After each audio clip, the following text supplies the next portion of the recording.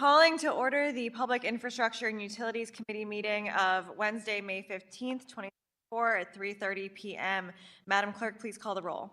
Alderman Bauer. Alderwoman Keys. Alderwoman Velazquez. Vice Chair Browning. Present. Chair Schweitzer. Present. Alderwoman Keys. Alderwoman Velazquez. We have 3 present. We have a quorum. Thank you. A quorum being present, we will move on to the approval of the minutes. I will entertain a motion to approve the minutes of Thursday, May 9th, 2024. Madam Clerk, it's been moved by the Alderman from the 5th, seconded by the Alderman from the 9th. Madam Clerk, please call the roll. Alderman Vollmer. Aye. Alderwoman Keys. Alderwoman Velazquez. Vice Chair Browning. Aye. Chair Schweitzer. Present. Alderwoman Keys. Alderwoman Velazquez. We have 3 aye votes. Alderman Velazquez, I heard chime in there. Alderwoman? Yes, was that a present or a, I'm sorry, was that We're roll? voting on the minutes right now. You're not driving, are you? Oh, no, I'm stopped. Okay. Um, No aye. participating in meetings at all while driving. So just making sure that Okay. that's known. It's part of our rules. Yes. Awesome. Okay. Thank you very much. Madam Clerk, please note that she voted aye on the minute. So noted. Okay. Thank you. With that, we have approved the minutes of Thursday, May 9th, 2024. And we will move on. We have no board bills to review and no resolutions for review. Today's committee meeting is entirely devoted to hearing about the City of St. Louis Transportation and Mobility Plan. We have members of the St. Louis City team working on that, as well as the consultants who were brought on to really lead the project through to fruition. And to kick us off today, I'll have Scott Ogilvie come up and please get started as you're ready. Thank you for being here, Mr. Ogilvie.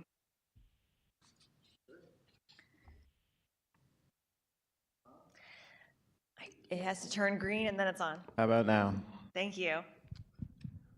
Well, thank you. So my name is Scott Ogilvie.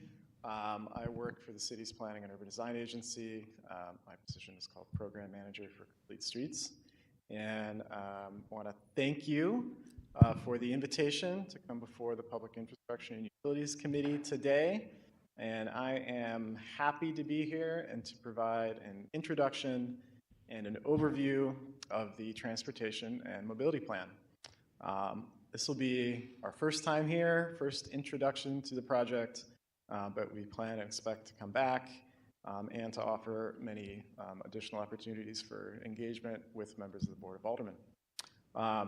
So I want to thank the Mayor's Office and the Board of Aldermen for funding this initiative, which I think is such an important opportunity for the City of St. Louis.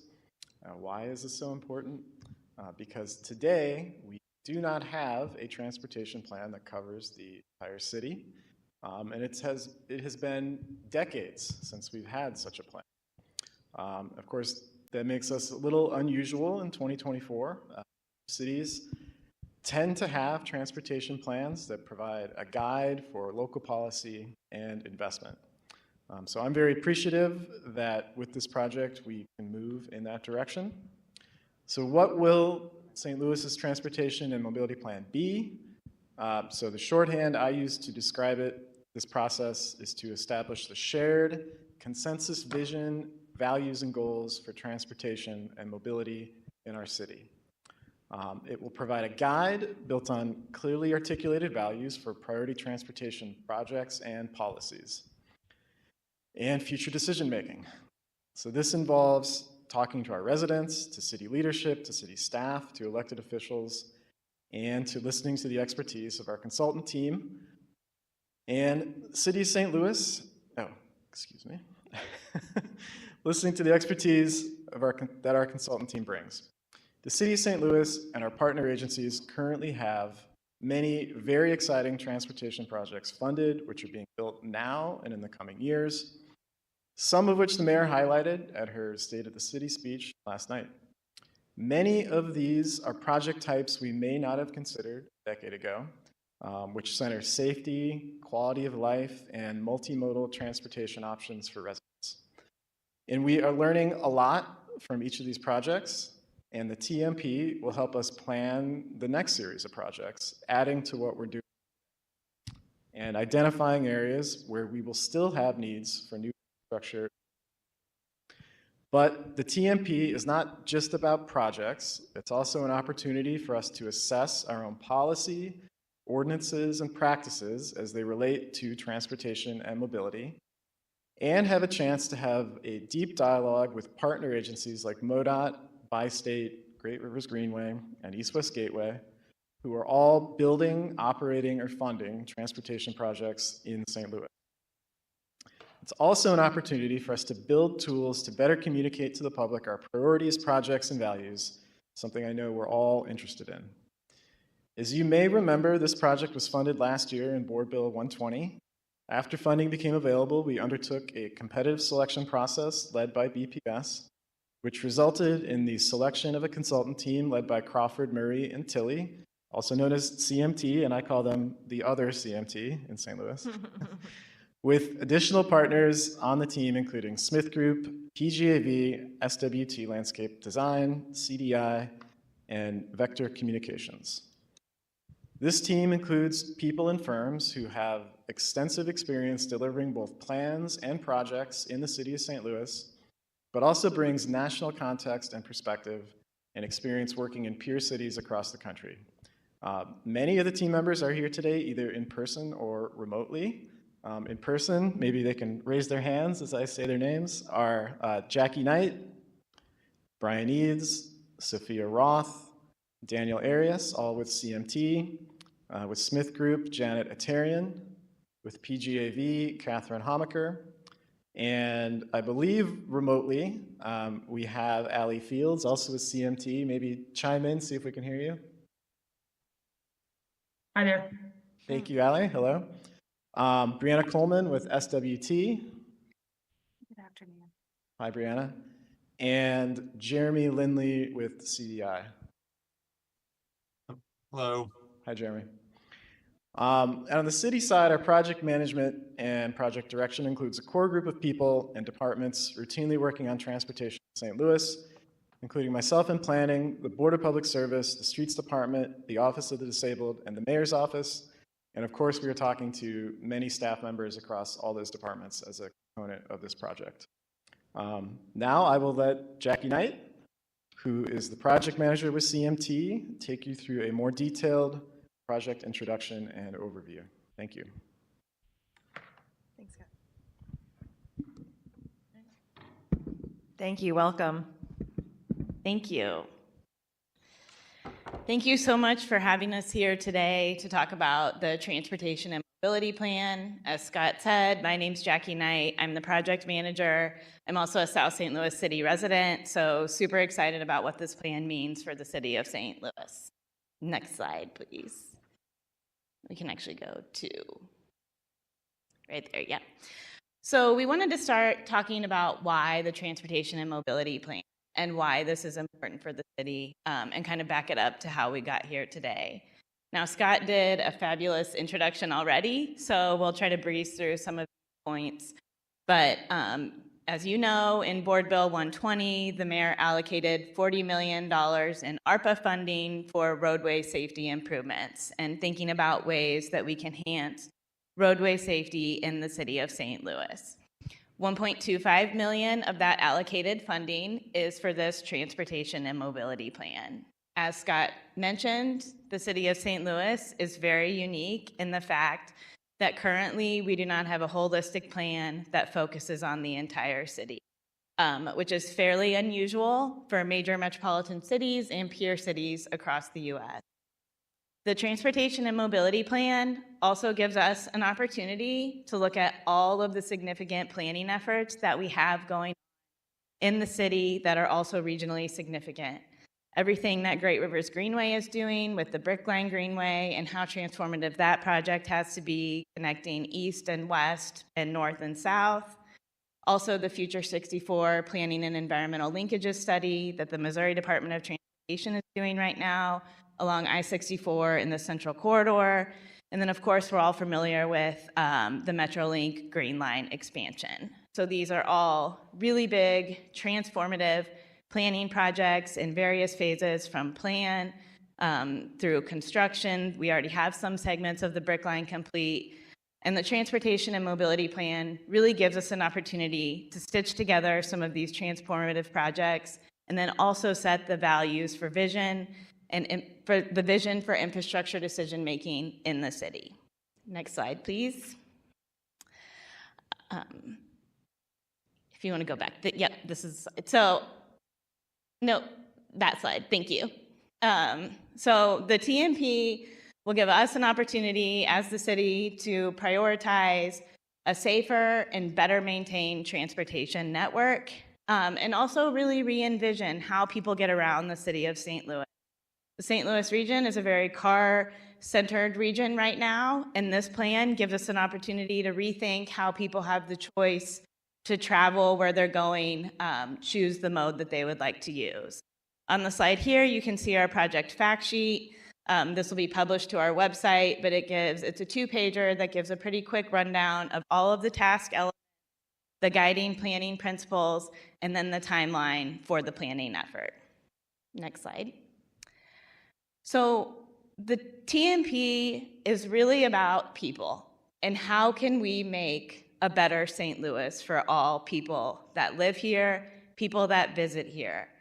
The TMP is going to give us an opportunity to establish a consensus around what mobility means to us. It's something that we have not done before, and you'll see in a few slides we have an extremely robust engagement plan to be able to understand how people want to travel, what mobility means to them, and then also align those goals with city staff and key partner agencies. It's also important to remember that safe mobility is a right, and no one should die or suffer a life-altering injury by simply walking on a sidewalk, going to the grocery store, etc., making routine trips. And so incorporating this idea of safety in the future of transportation in this. Our transportation system can also be sustainable and resilient. Where can we incorporate green design features, and how can we be equipped to respond to major events, but then also thinking about routine maintenance and operations, and making sure that the life cycle of our infrastructure is well taken care of. We also know that health outcomes are dramatically impacted by how people travel or even where they live next to major roadway features such as interstates. So how can our transportation system really support more positive health outcomes and healthier, more vibrant neighborhoods? We also know the TMP is going to give us an opportunity to focus on connectivity and accessibility. People should be able to easily connect to everyday goods and services, quality of life amenities. It should not be a burden to go to the pharmacy, for example, or walk their children to the park. We also know that accessibility is extremely important for disabled people and for elderly members of the St. Louis population. And then finally, the TMP offers us a chance to be visionary, yet focus on implementable strategies for achievable impacts. We have to think in the future. Transportation trends are rapidly evolving. Like Scott mentioned when he gave the intro, some of the projects that we're seeing coming online today are projects that we're thinking differently than we would have even 10 years ago. So thinking long-term, but also thinking about how we can make immediate impacts while the plan's being complete. Next slide, please. So I do want to share a little bit about what our team's guiding principles are. And we feel that these 4 principles are extremely important as we approach the TMP work. These are based on the work of our team members and also largely shaped around national best practices. Choice is an important thing to think about when we know that people want to be able to choose to get to where they are going. People don't necessarily want to feel like they have to own a car. People might not even be able to own or operate a car for various reasons. So people need to have reliable choices to get to everyday goods and services. Safety is another thing that has to be top of mind. St. Louis is not unique in the traffic violence crisis that we see playing out on our streets. It has spiked in all cities since the COVID-19 pandemic, and now is the time to think about how we can correct course and really address some of the traffic fatalities and serious injuries that we're seeing playing out on our streets. Equity is another key component. So acknowledging that past decisions have disproportionately harmed various members of our community, and thinking about how we can provide people with the resources they need to succeed in terms of connectivity and accessibility. And then finally, place. St. Louis is a great city, a lot of rich history, and we really need to focus on streets as public spaces and how we can build up our communities by redesigning streets with place in mind as opposed to a pass-through space for vehicles. Recognizing that streets do have a functionality for serving motor vehicle traffic, but how can we rethink the design of these spaces? So the desired outcomes is a unified vision for citywide mobility. We'll be developing prioritized, actionable projects for short, medium, and long term. Another thing that we're really excited about with this planning process is new tools to communicate values around infrastructure decision-making and project prioritization to the public, so more transparency around projects. And then finally, adoption by the TMP by the Planning Commission to the City of St. Louis Comprehensive Plan. Next slide. You can go to the next slide. So the TMP leadership, we have a core team. Scott Ogilvie is the City of St. Louis project manager. John Kohler is the BPS liaison. Jamie Wilson is the traffic commissioner. And then rounding out our core team that meets on a regular basis, we have David Newberger from the Office of the Disabled and Grace Kyung from the Mayor's Office. And then I am serving as the project manager from CMT. Next slide. A little bit more about our subconsultants. I know Scott introduced who was in the room and virtually on today. Smith Group, we have Janet here. They bring a national best practice lens. They're doing a lot of work around the Brickline Greenway in St. Louis, so we're super excited to have that connection. And they're a really key collaborator to CMT on this effort. So they'll be working on nearly all of the task items up with us, but leading the development of the typology design toolkit, working on the safety action plan, and then the best practice perspective on the policy and ordinance task. We also have SWT Design, a local landscape architect, a lot of significant experience in the city, so bringing that perspective too on maintenance and operations. Vector Communications is leading the engagement and community relations strategy. We have PGAV on the team, and Catherine's here today, local policy and planning experts, so helping us with the policy and ordinance task item. CBB is a local traffic engineering, transportation planning firm. They are leading the development of the East-West Gateway Regional Safety Action Plan, and so that's going to be critical as we develop the City of St. Louis Safety Action Plan. And then Jeremy is on virtually. He's helping with our data and asset management. He is also doing all of the data analysis, transparency portal for the East-West Gateway Safety Action Plan. So that's another good collaboration and synergy that we have moving into this project. Next slide, please.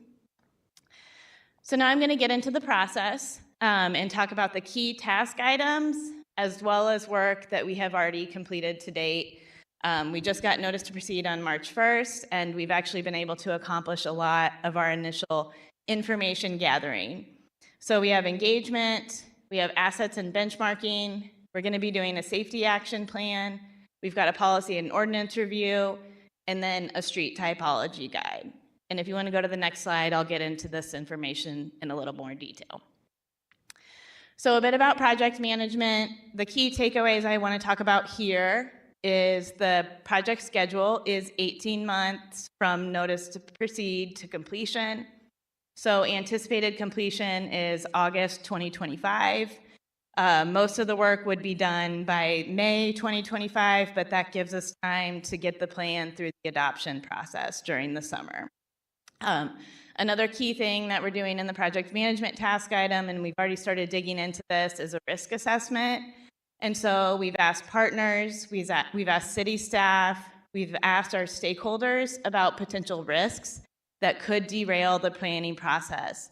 And so we're going to be monitoring those risks throughout the life cycle of the plan and doing our best to mitigate those risks, whether that be extra meeting stakeholders or something else that we need to be a little bit more intentional about so that we're making sure the project stays on course, on time, and within budget. Next slide, please. So here's the timeline. Like I said, we got notice to proceed in March. In April, we started our assets and benchmarking task. We also started our policy and ordinance review task. We also had some visioning workshops with city staff. We just launched our website this week, which I am happy to share in a few slides. We'll also be starting our safety action plan this month. In June, we're going to be kicking off our typology design. We've got a whole summer of 2024 programmed for engagement opportunities and input. In August, we'll actually be doing 4 dedicated open houses to the project. And then next spring, we've got more open houses planned. And then, of course, within that time frame, there'll be ongoing activities for input, coming to neighborhood meetings, local festivals, things like that. Like I said, the final plan in May 2025, and then plan adoption throughout the summer of 2025. Next slide, please. So the ongoing work, this is a complete list of everything that we've got going on right now. And so on the next few slides, I'm going to get into some more detail. So let's just go ahead and go to the next slide so I can start talking about that. So this is the cover page of our website, tmp-stl.com. It is live right now. On the website, you can stay up to date with everything that's going on in the process. Another thing I want to make sure I mention today is that we are also going to be having an advisory committee. Applications for the advisory committee are online right now.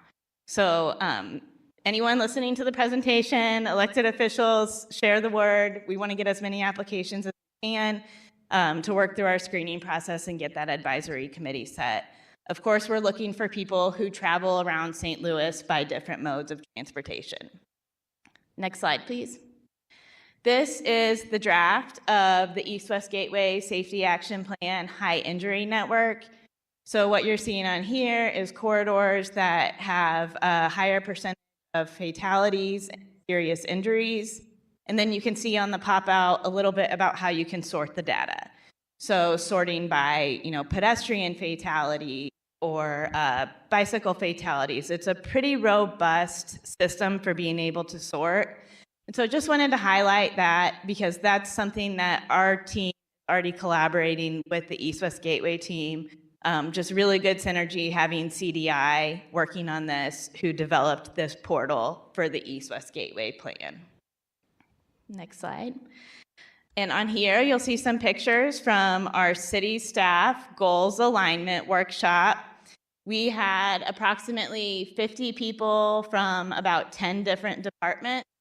We gave an informational presentation about the TMP, and then we had 3 interactive group exercises. One we called a mission map, where people shared more about their department's mission, and if they could wave a magic wand and change one thing about what they were doing or one thing about a program they were working on, what would that be specific to transportation and mobility? We also did a values exercise where we provided 12 values around transportation and mobility, such as safety, place, accessibility, maintenance. And groups had to decide of those values which 4 rose to the top as very important through a series of discussions. And then, like I mentioned earlier, we also did that risks, challenges, hopes, opportunities exercise. And so right now we're working on summarizing this from both our workshop with the city staff and our workshop with partner agencies to try to start elevating what are the values that we need to be making or including in our project prioritization. Next slide, please. So this is an example from Smith Group, actually, of street design values. And I wanted to show this as an idea of what we're trying to get to through that goals alignment session. But what are priorities for us when we're thinking about projects, infrastructure decisions? On this example, you can see complete neighborhoods, vibrant places. Like I said, we had a series of 12 terms, and we're working through a summary of all that data right now. Next slide. We've also completed 11 stakeholder interviews. We have 4 scheduled. These are one-on-one conversations with people. The key output of these is going to help us influence our survey design, and then also will feed into our engagement process. But just general questions about experiences traveling around St. Louis, you know, specific streets even that people would like to see changed. Values, again, is a question we're asking everybody. We've got a focus group process underway, so we're working with a research firm for 4 of the focus groups. For the 5th focus group, we're working with David Newberger and his group that he has working on universal design, again, really with that accessibility focus for people with disabilities. And then finally, we've got that community advisory committee application online. Next slide. All right. So this is a full rundown of all the engagement components. And the ones that I did not highlight on here, I'm going to highlight in the next slide if you want to go to that. Because I thought you all would be interested on immediate ways to get involved. So like I said, the focus groups will be happening the end of May and June. This is through a research firm that's helping us populate these groups. We'll do a survey, both a statistically valid survey that will be administered through a research firm for the month of July, but then that same survey will be available at all of the community events and pop-ups and neighborhood meetings that we go to this summer. So other meetings that we have programmed for the summer is meeting with neighborhood improvement specialists to talk about the project, and then tabling at community events, neighborhood meetings, doing condensed versions of values exercises to really hear from the public about what they value when it comes to transportation. Next slide. August 2024, we have 4 open houses programmed. We'll be doing 8 pop-up demonstrations.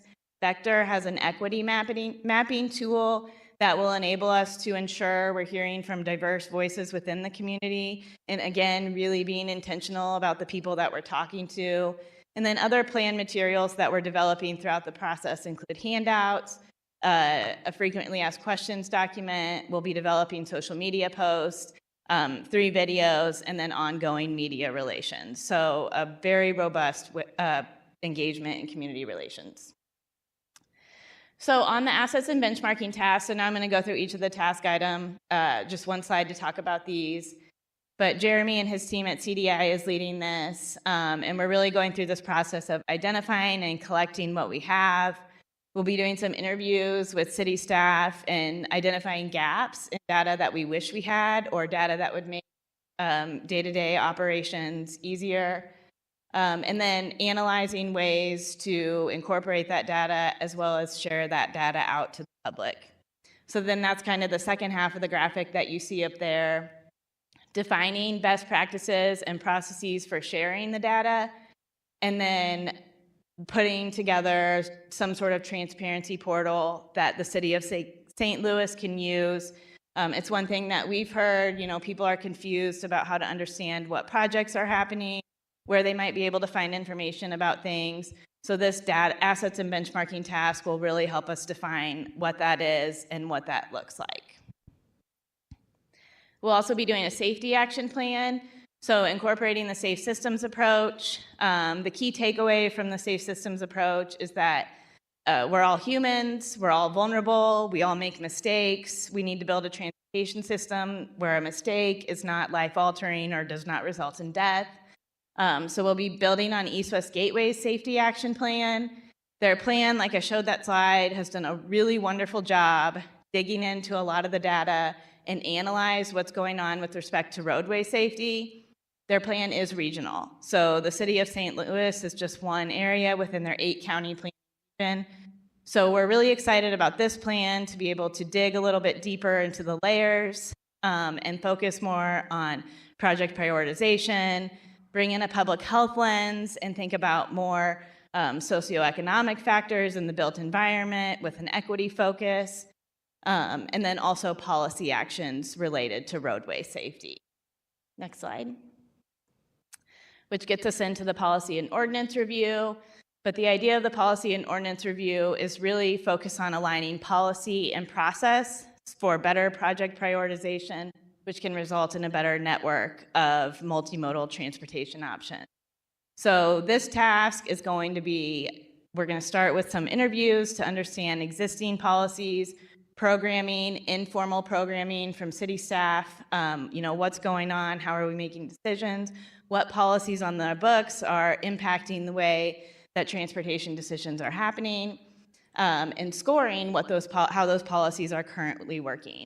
And then we'll also be doing some national best practice research from peer cities, relying on other professional organization networks to understand where have policies been able to revamp some of the project prioritization and decision-making process, and how might we be able to apply the local context in St. Louis to bring in some of those best practices here. And then finally, on this task item, we'll be looking at staffing recommendations, and so what that looks like across the departments in terms of who's focused on various elements of some of these policy and processes. And then finally, it will be recommended policy actions, updates, potential new updates, and then a framework for implementation moving forward. And then the street typology guide is another component of the planning process.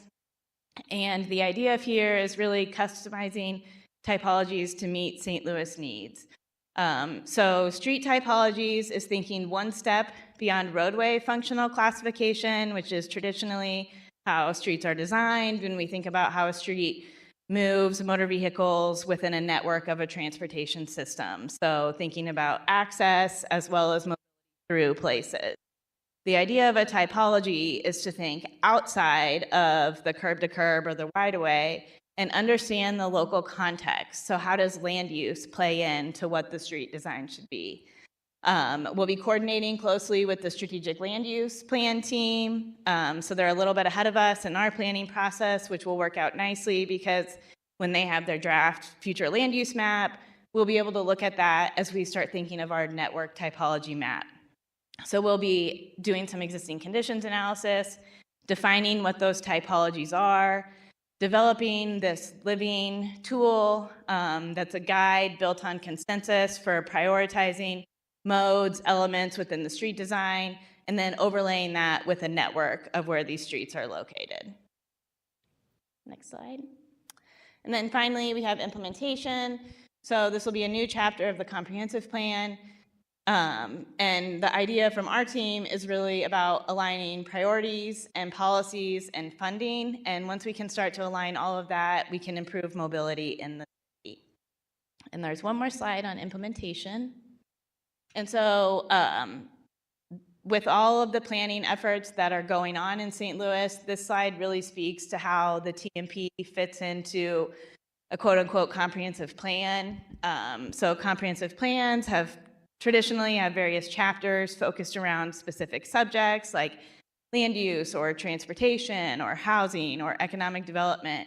And so St. Louis has these ongoing plans, as you can see up here. We're doing the TMP, the strategic land use plan is ongoing, the sustainability plan, and then all of these will be adopted as the new, more contemporary comprehensive plan for the city.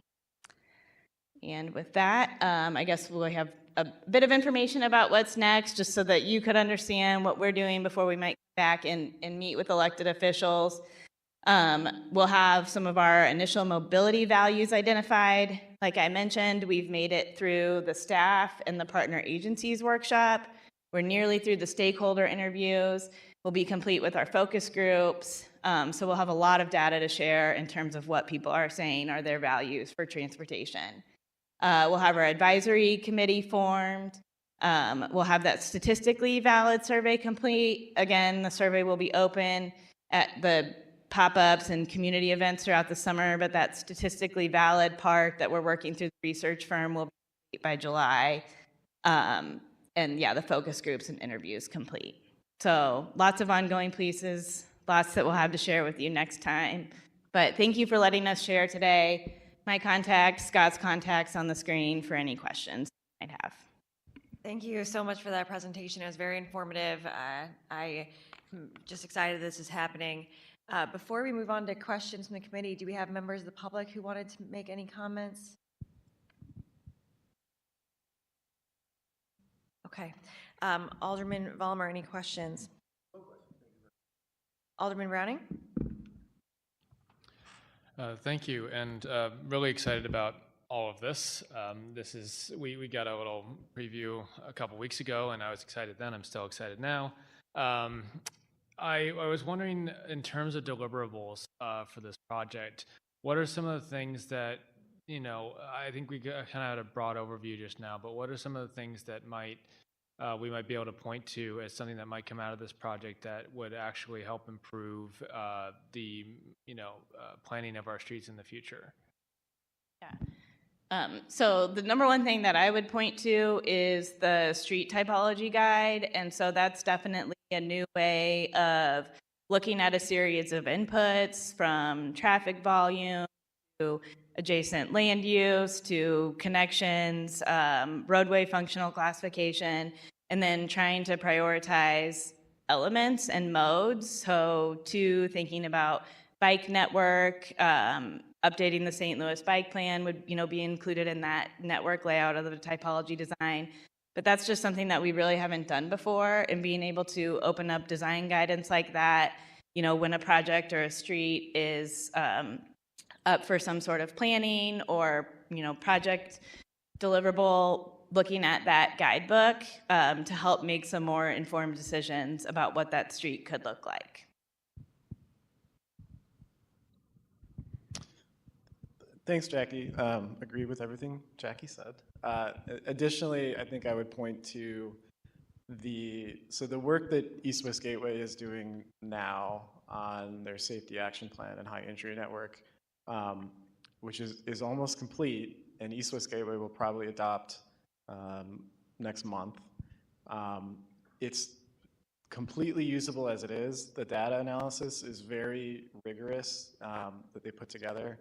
And we can take what's already completed and go a little deeper on things like crash factors in the city or policies that are more pertinent to the city in terms of improving safety outcomes.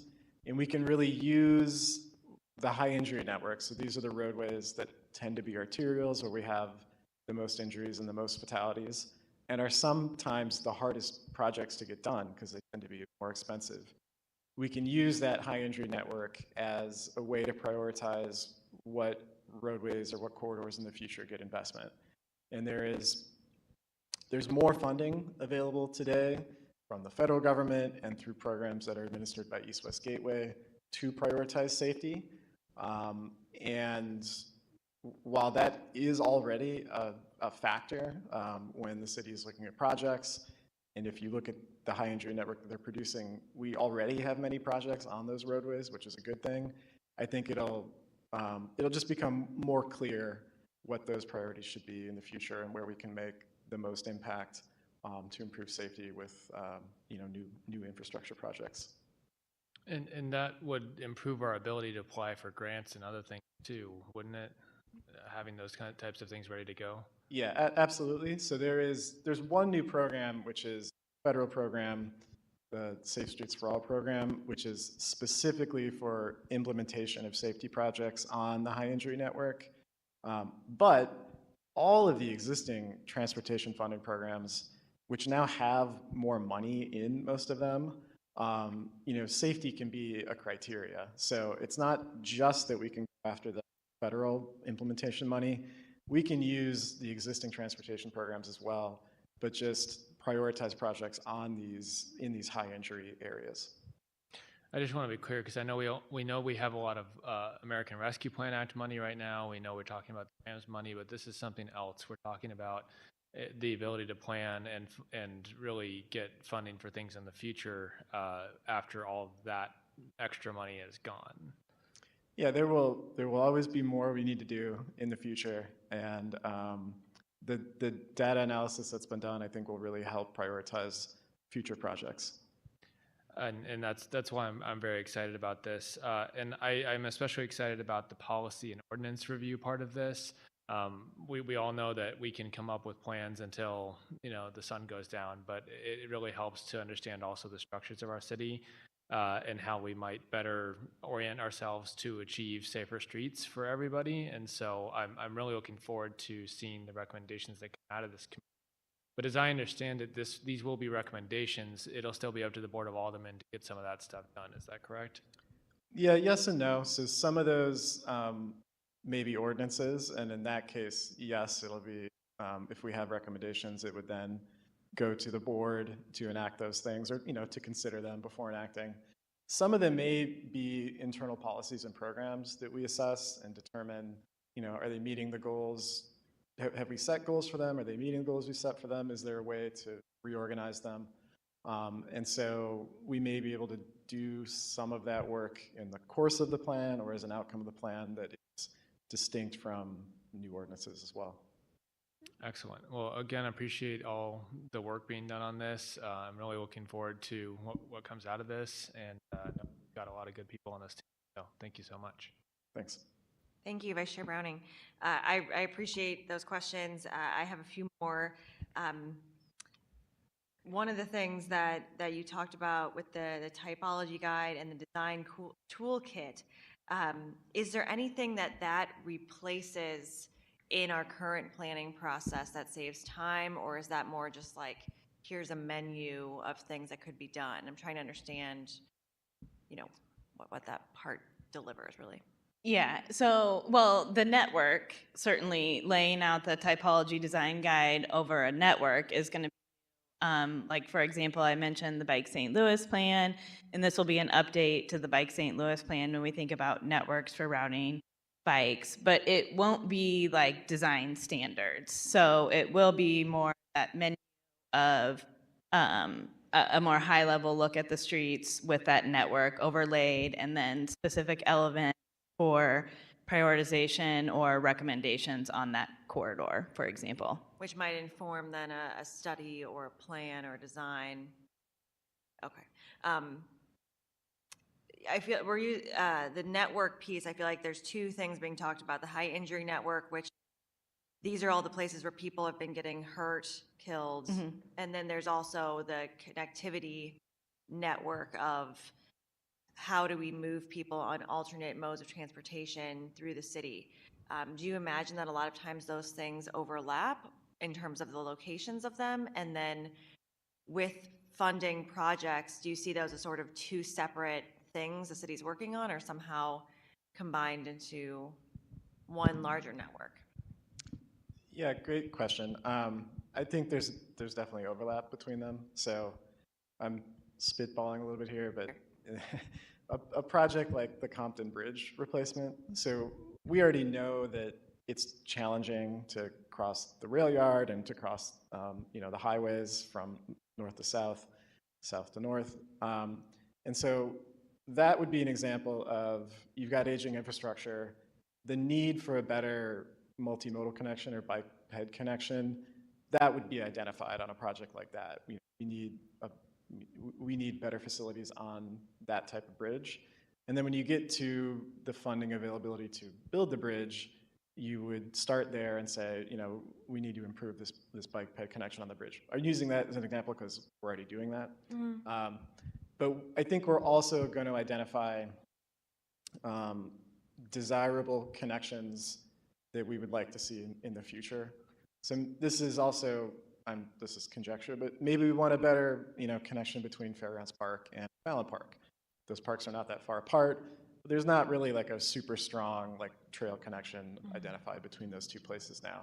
And that might be the type of thing that will be identified in the typology guide and this network planning. Please. Alderwoman Schweitzer, I just wanted to back up a little bit on the study question and corridors, if I could, because that network could be overlaid with the typology guide, and then your follow-up, would that necessitate another study? Maybe not the way that we're doing corridor studies right now and doing a lot of detailed exercises around values and priorities. Those are what we're going to be establishing during the TMP process. Then overlaying the network with the typology guide, you go out and you collect the data and you see what's going on, but maybe it's not as extensive as the way that we're currently doing corridor studies without this holistic plan. And in terms of a design toolkit, a document came out with a lot of information about what kind of traffic calming things the city uses. Do you feel like it's different from we use bollards and bump outs versus design? I mean, is that just a completely different document? Well, I think the main difference there is that the traffic calming guidance still really focuses on slowing down motor vehicles, which certainly makes a safer corridor for people walking and biking. But the street typology will focus on all modes of transportation and elements that go beyond basic safety and elevating comfort and user experience. Awesome. The visioning workshop sounds very, very interesting. I know you said you're still working on compiling all of that, so I don't expect you to be able to say this is exactly what they want. But was there anything that really came out of that? Did everybody choose safety, or was it something where you could feel like this is something that we feel like we knew that we didn't know then, or any initial feedback you can share with us? Yeah, so one thing that I found interesting, so we did the mission map, which was an individual activity, and then people shared at their group. And then we put the results in Mentimeter, so, it's a word cloud. We didn't get the numbers, we have all of them, but we didn't show them on the screen. The largest word was sustainability. And so most of the people in that room, or the highest number of people, equated their department's mission with sustainability. So we had representatives from the Streets Department, Planning and Urban Design, Office of the Disabled, BPS, yeah. I'm spacing on some of the other departments, but it was just interesting to see that was really high. But then to your point, safety was certainly a pretty high value for people in terms of prioritizing what we need to think about in our transportation system. That's really interesting. I would not have expected sustainability to pop up, but it's heartening to hear that it did. We all know, how important that is as an aspect of how we use our roads. The piece that I'm interested in with going from there. So you said you were going to come up with some sort of report on that, or would that just be part of the TMP, or is that something we might see earlier? So the output of that, we'll be summarizing it for some sort of internal report, not necessarily saying that full report would end up in the TMP, but then we'll be putting together the vision statement for the entire planning process, and then setting up what those values are around transportation and mobility and infrastructure decision-making, so that when the TMP is complete and the City of St. Louis is doing projects, we can look to the values that we've identified in the TMP as our guiding principles, and what values is this project accomplishing for that guiding planning document. The point you made about a statistically relevant survey, I think, is really important, really interesting. And people need to be reached in all sorts of different ways. So you mentioned survey, several meetings this summer, and then next at spring, 2 different times. Are you planning more traditional in-person things? I mean, and also what can we do to be helpful with that, and just making sure that I had a conversation earlier about making sure that it's not just the same 20 people who are always coming and giving, and then we leave out all these other people. I guess I'd love to hear more about the strategy around that. Yeah, so I love the question. People aren't coming to focus meetings around transportation projects that are different than the same 20 people like you're referencing, and the people that we really need to hear from. So within the scope of work, we do have 8 traditional workshops, dedicated to the TMP this summer and next spring. So kind of like an initial fact-finding, listening, here's what we've done to date, and then draft recommendations, your final plan completion. Within that time frame, we're scoped for about 60 different neighborhood meetings, pop-up demonstrations, tables at community events. And so we really want to hear from you, from other members of the community, where we should be, where we can reach the most people. So this summer, we'll be doing about 40. So from June through September, 40 different unique opportunities to go out and meet people where they are, do some sort of like mini values exercise and give people the opportunity to take the survey.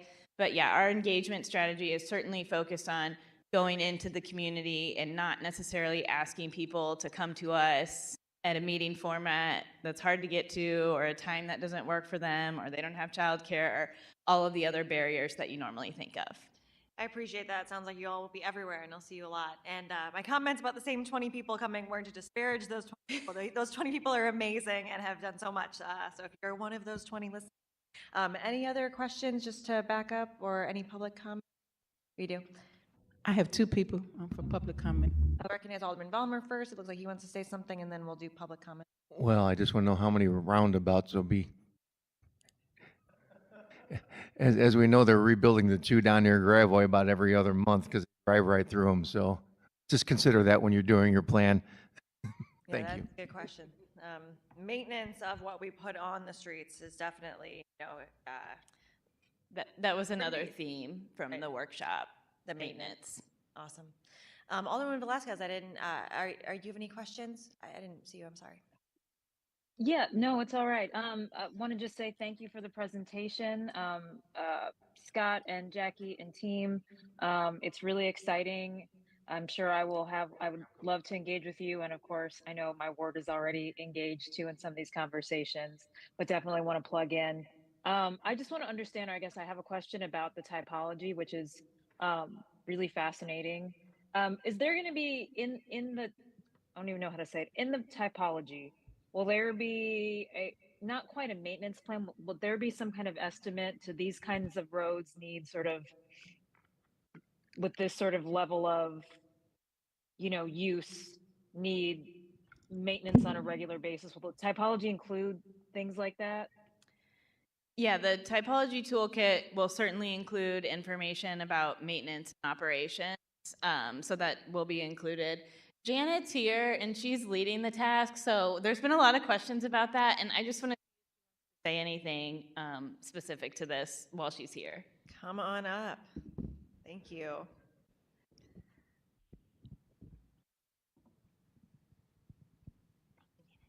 Thanks. for Hello, being- everyone. Oh, sorry. Hi, no, thanks for being here. Thanks for answering questions. Yeah, I'm Janet Atarian with Smith Group, part of the team. I guess to go back to some of those questions that you had earlier about the typology and how it helps with the process, right? So the typology is very tied to process, right? So it does a couple of things for us. It certainly names our streets, and it gives us a much broader set of names that help us focus on our more vulnerable users, in addition to cars and trucks and all those different things, right? And so that allows us to access and understand how, if I'm a project manager and I'm approaching a project, the typology map says, oh, hey, I know now that this project is on this type of street. When I'm on this type of street, here's the types of questions, the other tools maybe I'm going to look at, and the things to help me get that scope correct, whether I'm just resurfacing that project or I'm doing a full reconstruction, right? Because the type of projects and funding that might be approaching this plan could be very different. But we want every type of project to be looking at it from the complete streets perspective and looking at safety and understanding what are the tools I have given my project to impact this, and do I have to go back and have a conversation maybe even about funding or something to make sure we can address these things. So doing that very early on helps save the process, right? Because it's always bad when halfway through a project, everyone's like, why aren't we doing X, Y, and Z? And they're like, well, because I only have a budget of A, B, and C, right? If we've thought about that early on, we can figure that out when we're doing tips and CIPs and all that kind of good stuff. Second of all, by streamlining that, tying it to the process and the design guidelines, this should all make it much more should be easier for project managers and more consistent, right? And so that we are looking at those key filters like the highest injury network. Another piece of it too, as you mentioned, maintenance, tying this to not only the city's program of work, but all the others who do work in the right of way, so we don't rip up the road a year or two afterwards because we've got to do utility work, right?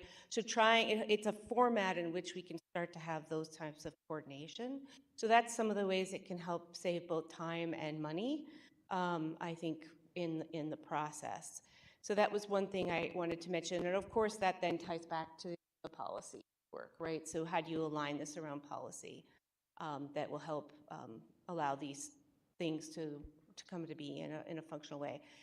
I think hopefully that addresses some of the topics that I heard earlier. Did I miss something? Go ahead, Alderwoman Velasquez. No, that was helpful for me. I just have like 1.5 more questions. I heard that the website launched today, but I did not write down the URL. Where can I find it?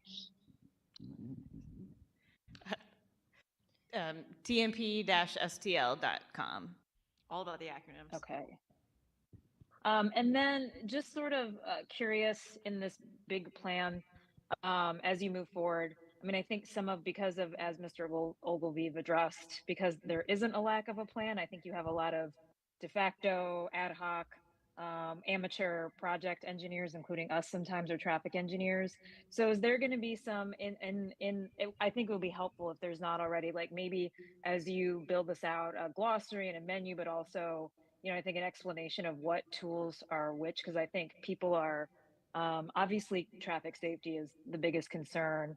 And, we get a lot of requests for speed humps, and it's like, well, I've heard of bump outs, and, kind of just a list of things that may be traffic calming measures, but are not always accurate. And I think people are just looking for, a way to make it better. So is there going to be anything to kind of like help educate us as, policymakers, but also just the public on, I guess maybe the menu of options, but also kind of what things are and why they're used in certain ways? Yeah, so during the process, specifically for all of these community events and everything that we mentioned, we're focused on educational materials and input activities. So I showed pictures of the project fact sheet. We acknowledge that's probably too technical to take to a lot of these community events. So we're using that as a starting point to put together this brochure. Like, for example, a typology design guide is something that a lot of people are probably not necessarily going to understand. So really distilling that down into information that we can educate and then also get feedback in the process. Great, thank you. I don't have any other questions. Appreciate you all being here. Thank you, Alderwoman. Anything else from members of the committee before we? Okay, Madam Clerk, we're ready to have public comment.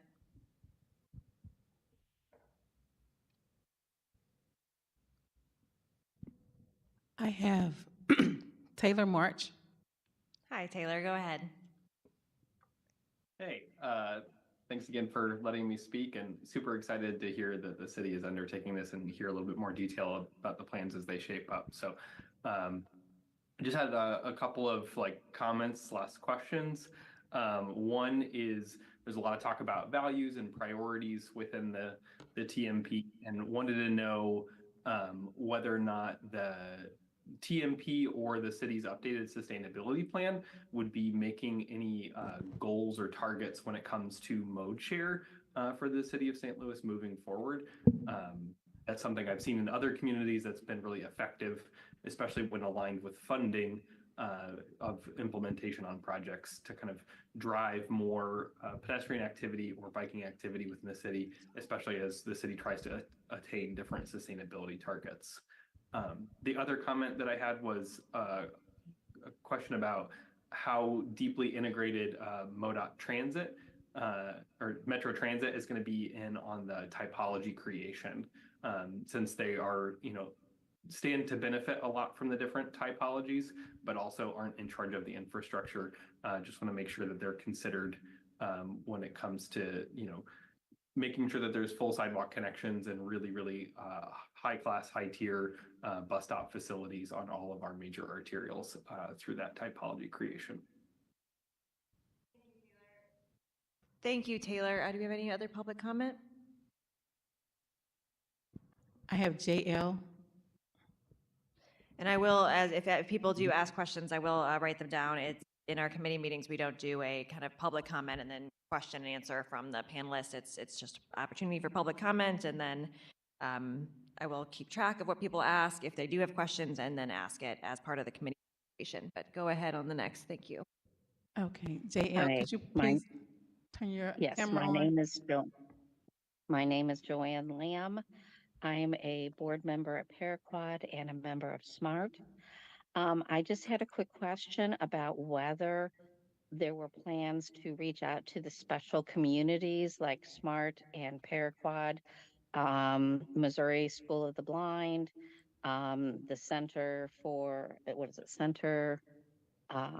Central Institute for the Deaf, to see if they have any input early on in the stage, so that way special needs focus can be directly brought in. Thank you very much for that comment. And is that everyone who had signed up? Okay. Thank you for the folks who came in and gave comment and gave their opinion and asked questions. The questions that I wrote down, we can just go in order of what they were. The first information that we got from the public was wanting more information about the benchmarks and planning and the metrics, and how we'll see that information presented. Yeah, so so in terms of benchmarks and sort of data and project sharing, I think we'll absolutely have, in the course of the plan, we'll be developing some public-facing tools that the city can use. I think there was a question about mode share as well. So mode share just means, like, you know, what percentage of people are driving to work and taking the bus to work, et cetera. And some cities have set targets for those things in planning documents. I would say it's an open question. I think it's something to consider, although there are certainly times when, you know, putting those goals on paper doesn't have a lot of effect in real life, but it's certainly something to be cognizant of, I think. And the question about coordination with external partner agencies, so we absolutely view this planning effort as a really key way to communicate to partner agencies, like, I think in particular MoDOT and Bi-State Metro Transit, what our priorities are, and, you know, how we can collaborate on roadway design so that the services, or, you know, the maintenance they're providing on city streets, we are we're working together to, you know, deliver a better product, essentially. And I think, you know, the dialogue with